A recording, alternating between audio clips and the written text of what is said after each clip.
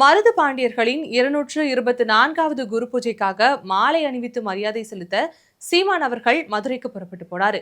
அங்க செய்தியாளர்களை சந்திச்ச அவர்கிட்ட கரூர்ல பாதிக்கப்பட்ட மக்கள் சென்னைக்கு புறப்பட்டு வந்து விஜய் அவர்களை நேரடியா சந்திச்சு பேசியிருக்காங்க.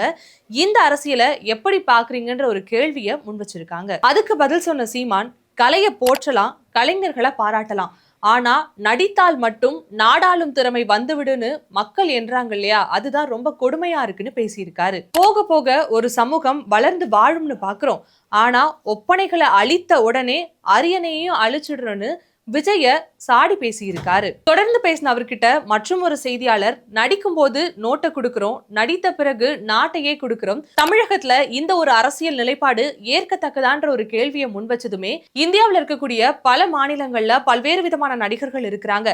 ஆனா அவர்களை நம்பி நாட்டாளும் திறமைய முழுமையா கொடுக்கறது தான் கேள்வி கேட்கணும்னு சொல்லி இருக்காரு.